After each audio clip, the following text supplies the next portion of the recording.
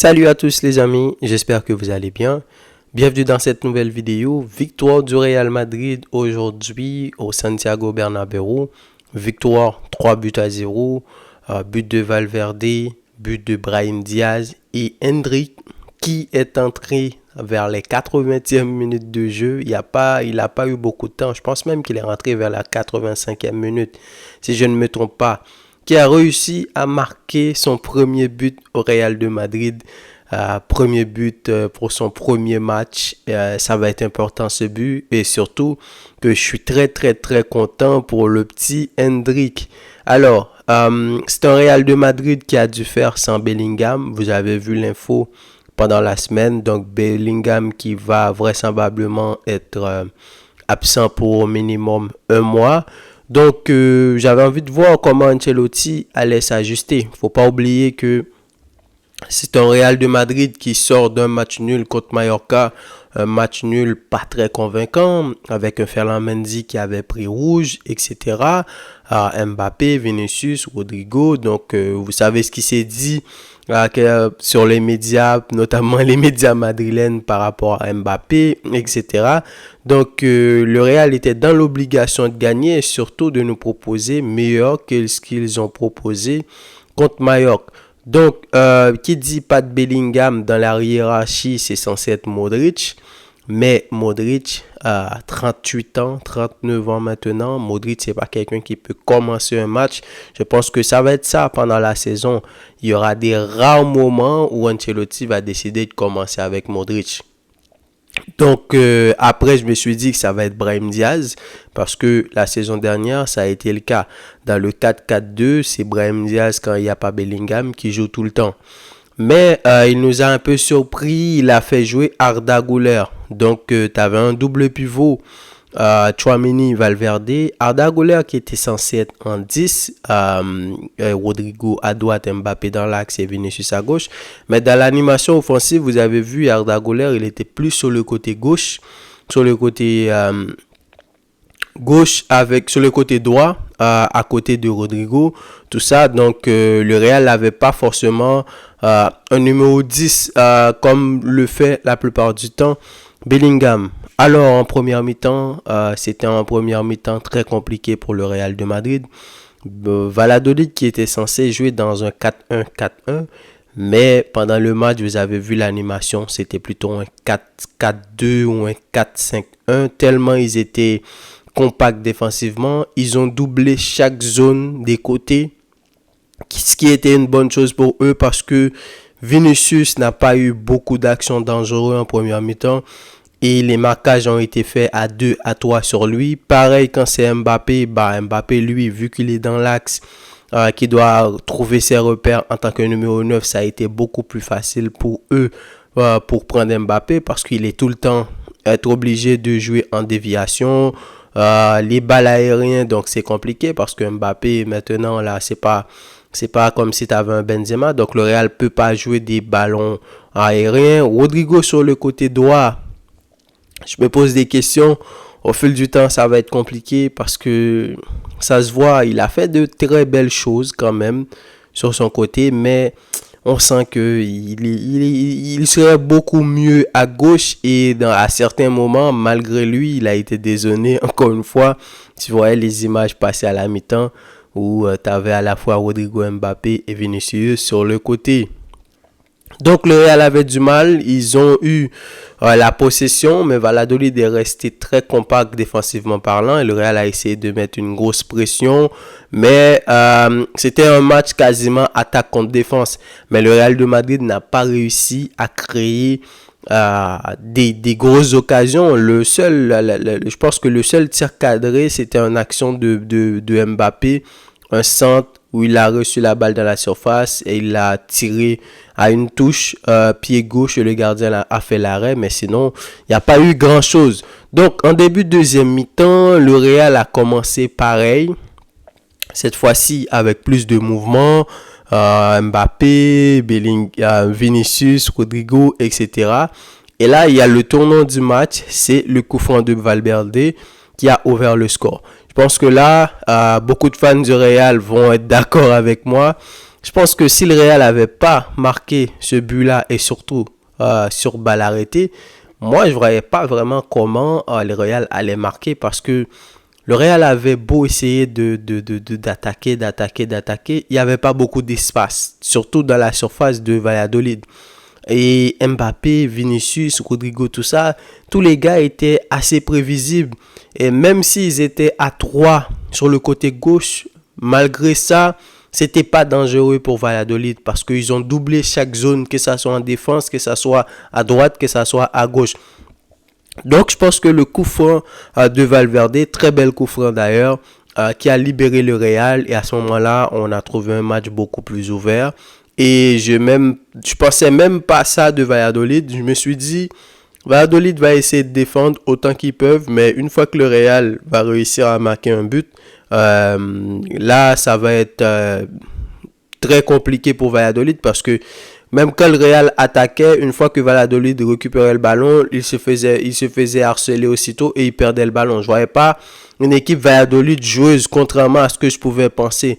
Mais au contraire, quand le Real a marqué, Valladolid s'est plus découvert.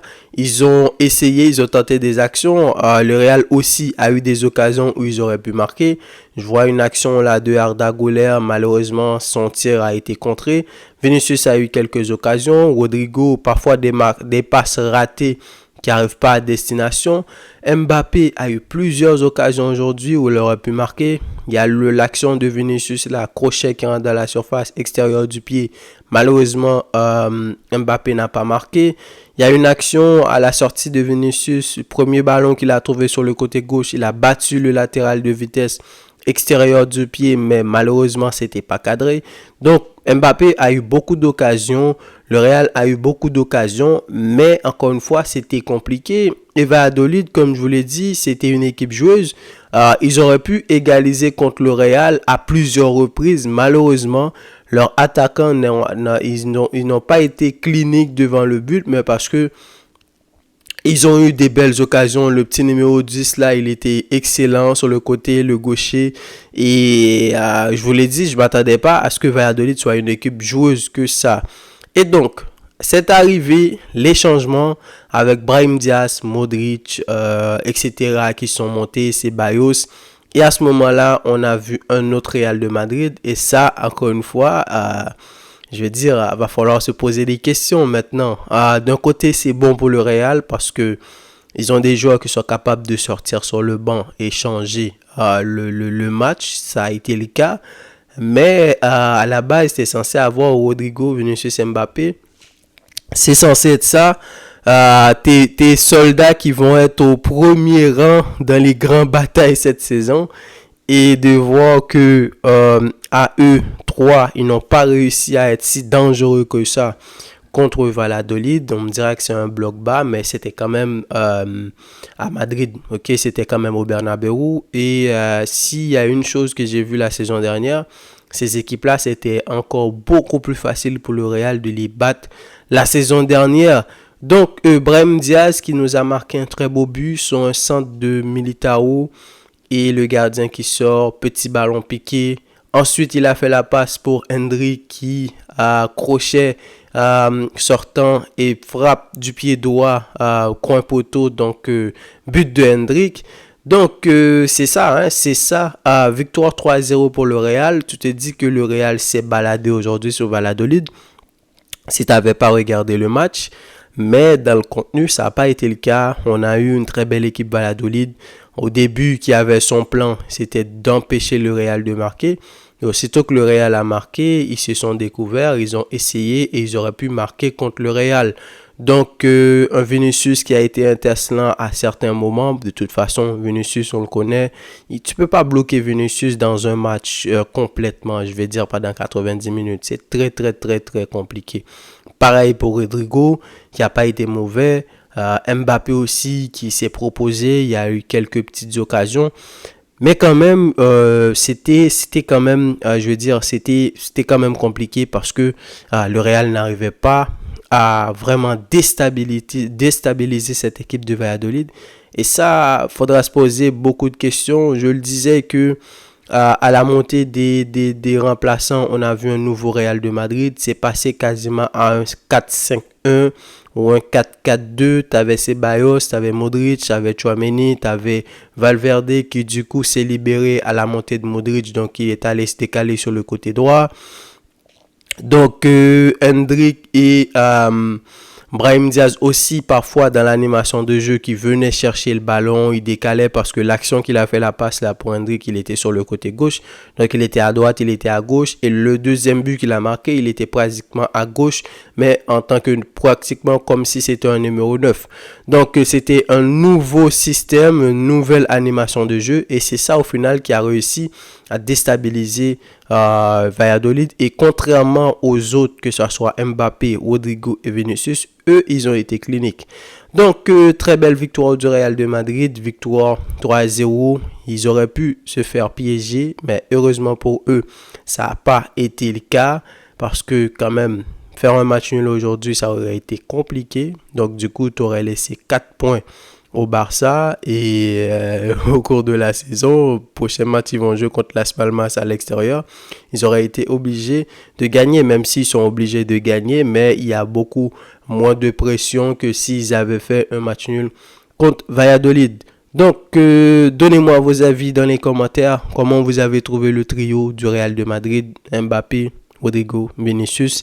J'ai vu beaucoup de trolls sur Internet, beaucoup de gens qui se moquent un peu de Mbappé. Moi, je m'y attendais un petit peu. De toute façon, il est au Real maintenant. Beaucoup de gens l'attendent. À chaque fois qu'il va faire un match qui n'est pas si wow que ça, même s'il n'a pas fait un mauvais match aujourd'hui, à chaque fois qu'il n'est pas décisif avec le Real, évidemment, on va lui tomber dessus.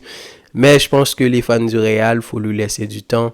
Je ne doute pas que ça va prendre avec Mbappé, mais c'est juste, quand on regarde un petit peu, on se dit vraiment, est-ce qu'au final, ça va être compatible avec Vinicius, étant donné qu'on sait que lui, il est vraiment allé sur le côté gauche. Je vous l'ai dit, l'action qu'il a eue, il est rentré direct, sa pointe de vitesse et tout, c'est sur le côté gauche à la sortie, même pas une minute après la sortie de Vinicius, qui nous a proposé cette action-là. Donc, c'est ça, dites-moi qu'est-ce que vous en pensez. Et quant à moi, je vous dis à la prochaine pour une nouvelle vidéo. Salut.